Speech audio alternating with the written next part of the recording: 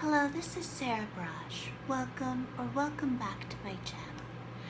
So I want to make a bunch of videos tonight, just one after the other, but I want to start with recently the Department of Justice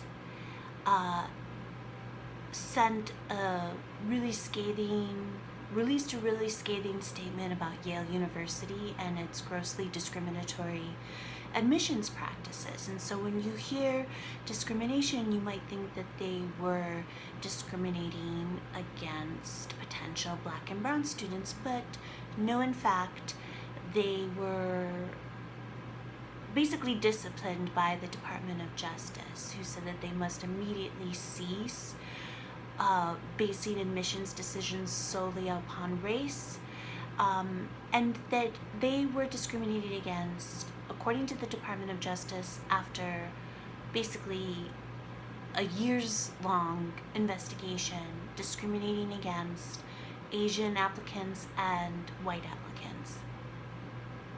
Now, Yale President Peter Salovey, and of course this is true, this is absolutely true. I know that this is true, and it's basically an open secret. Like, no one will make a public statement in, say, the New York Times or wherever to this effect, but everyone knows that it's true. It's absolutely true. Now, Yale President Peter Salovey released a public statement saying that it was absolutely false and that they were abiding by current federal law and Supreme Court decisions on the topic of affirmative action, and that they were considering race as just one factor in a holistic admissions process. This is what Yale President Peter Salovey said, and he denied the allegations of the Department of Justice. Now, of course, this was a complete and utter lie and fabrication on the part of Yale President Peter Salovey, and as we know, anyone who's been following my story, he is very happy to lie in his public statements. He has lied countless times about me, telling the most disgusting lies about me that put my life in the gravest danger. And if you're familiar with my story and if you've been watching my YouTube videos, you're already well aware of this fact. So this public statement by Yale President Peter Salovey was also a disgusting and complete lie, denying the allegations of the Department of Justice. The allegations of the Department of Justice are absolutely correct. And the other thing that I wanted to talk about is that I know this for a fact, because, this isn't the only instance, but there's a particular reason, of course, why I want to address this instance. But I had already, before the Department of Justice released their statement disciplining Yale University for grossly discriminatory admissions practices based solely upon race, in violation of federal civil rights law, violation of Title VI of the 1964 Civil Rights Act. Of course, the universities which receive federal funding and educational programs which receive federal funding, and of course Yale receives millions and millions of dollars in federal funds, cannot discriminate on the basis of race. And when Yale President Peter Salovey says that they only consider race as one factor and as part of a holistic admissions process, this is a complete and utter lie. And I used to support affirmative action because I believed that lie. And now it's very clear to me that it is a complete and utter lie, and that the Yale administration is making admissions decisions based solely upon race. Based solely upon race. It is not just a factor within a holistic admissions process. So, and I think that this is the case across the board for U.S. colleges and universities, and so this is why I definitely am no longer a supporter of affirmative action for admissions processes at U.S. colleges and universities, because they're in violation of U.S. federal civil rights law, the 1964 Civil Rights Act, and specifically Title VI. So I had already discussed on my blog and in YouTube videos, or I don't know if I actually discussed this in a YouTube video yet, but I'm just going to discuss it now here, that the Justice Collaboratory, the directors of the Justice Collaboratory, Tom Tyler and Tracy Mears, and then the various Justice Collaboratory members, basically have been trying to get me killed, are still trying to get me killed. I've addressed that. My last video was about the truth about what they did to me and why they've been on this campaign to destroy and oust me. But with respect to this video about the discriminatory admissions practices of Yale University, what I want to talk about is statements, decidedly unwoke statements, that Yale Law School Justice Collaboratory Director Tom Tyler, my then advisor, said about Yale's grossly discriminatory admissions practices. He admitted it.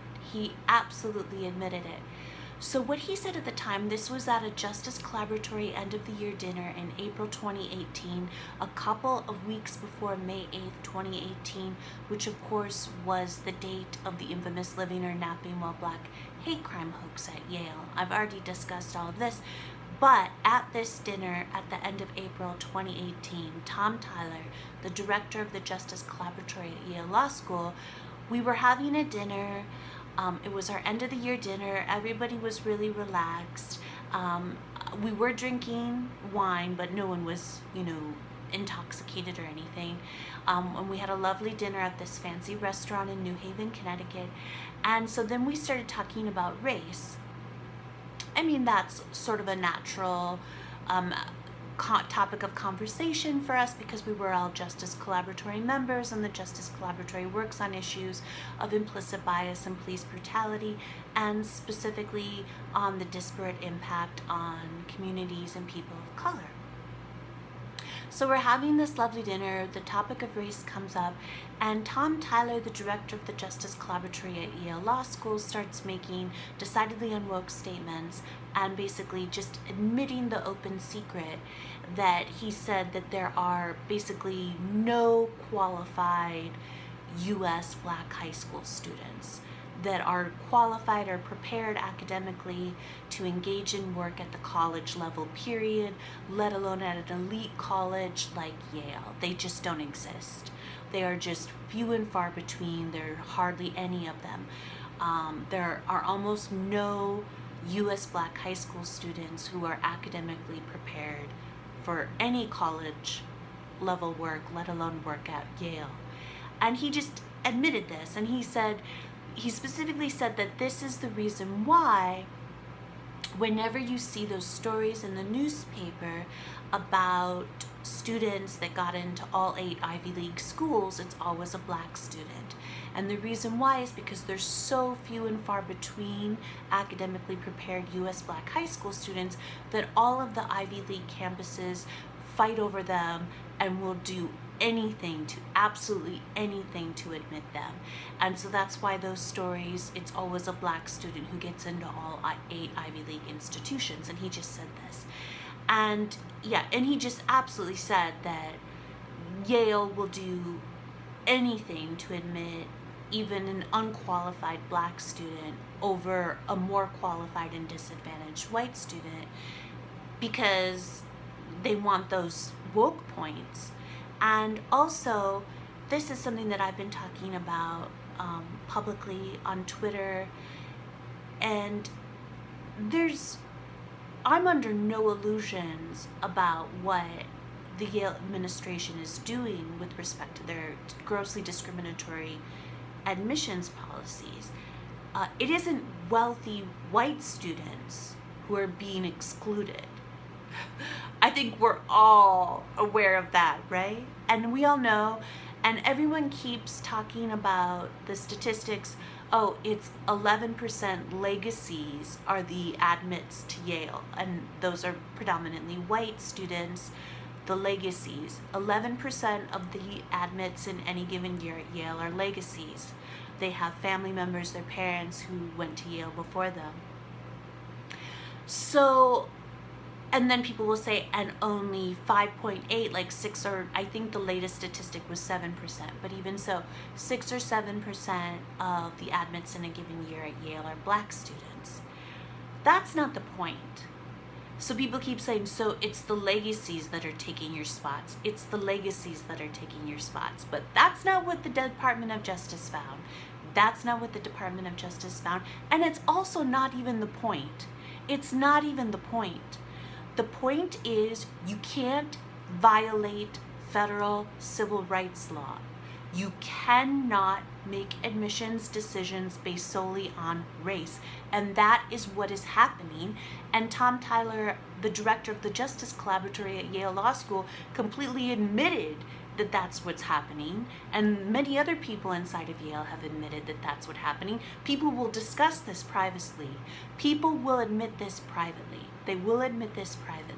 That Yale President Peter Salovey lied when he denied the allegations of the Department of Justice. Everyone knows it. Everyone at Yale knows that he was lying through his teeth. Lying through his teeth. So Yale will absolutely, what they're doing is they're giving the spots to the black students of the poor white trash interlopers that they want to exclude from Yale. So it's very much not just about race, but it's also about class. So they want to admit those unqualified and less qualified black students. And they're going to admit them, give them the spots of the more qualified but disadvantaged white students from the lower socioeconomic classes, whom they consider to be poor white trash interlopers, just like the Yale administration and Yale student body and Yale student government tried to kill me and is still trying to kill me because they are so enraged. They are so enraged that someone whom they regarded as an old, crazy, poor white trash interloper won her spot at Yale and has been extraordinarily successful at Yale based on extraordinary merit alone. My spot was supposed to go to a black student, a less qualified or unqualified black student, right? And the reason why they're doing this is they're protecting their privilege. The wealthy white students and the Yale administration and the wealthy white students in the student body and student government of Yale support this and are supporting this, including in a completely ridiculous article that was just published in the New York Times. They're just saying, oh, there's no discrimination, even though everyone knows that there is. And they support this, they want this because they're protecting their own privilege. They don't want, even though they may be unqualified themselves, the wealthy white students, the elites, so to speak, they don't want their spots to go to the unqualified and less qualified black students. So that's why they want the poor white trash interlopers to be excluded from Yale.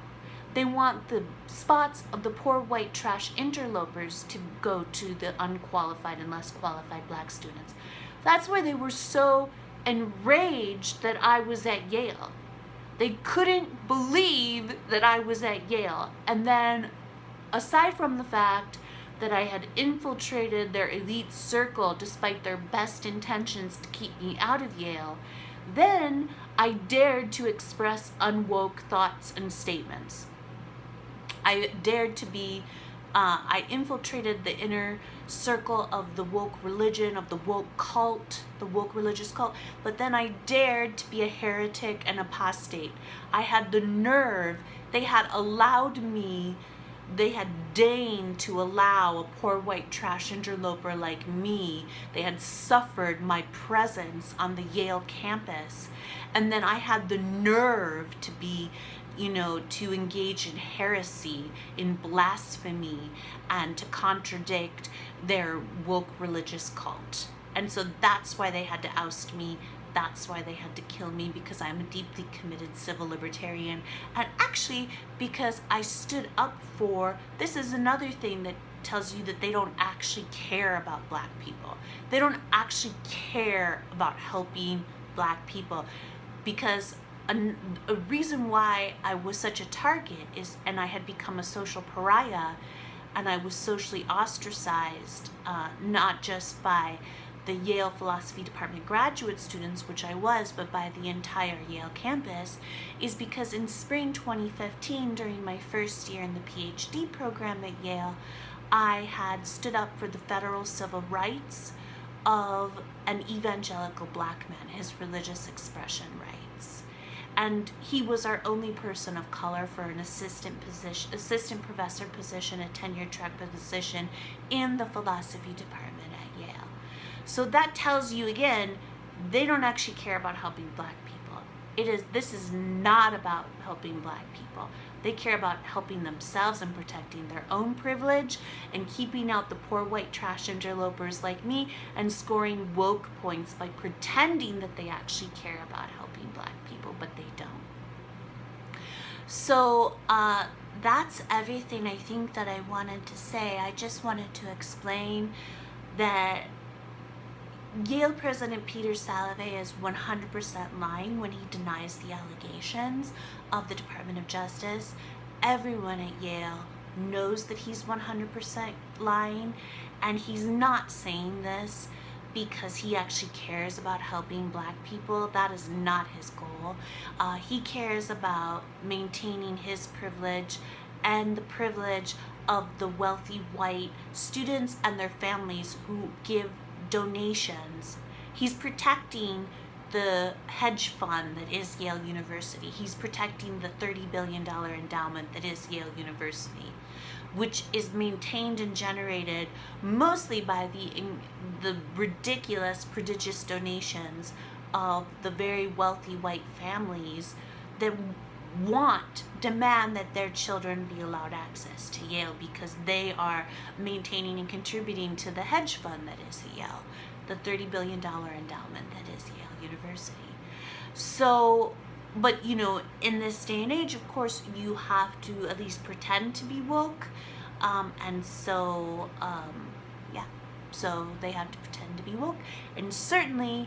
And it just works out really conveniently that also happens to be a perfect way to get rid of the poor white trash. And also, if you need to, just like they did to me, you can always accuse the poor white trash of being racist and genocidal villains and trying to lynch black students at Yale. And then you can feel justified in trying to kill them and trying to drive them to suicide in waging a global defamation and vilification campaign against them, as the Yale administration did to me. Okay, I think that's everything that I wanted to say. I love you all so much. Thank you so much for listening to me. It means the world to me. I'm going to have my GoFundMe and PayPal me below, and please donate to my legal fund so that I can sue Yale, and I can sue the fake news press, and I can sue the entire moral outrage industry. Okay, have a great night. Good night.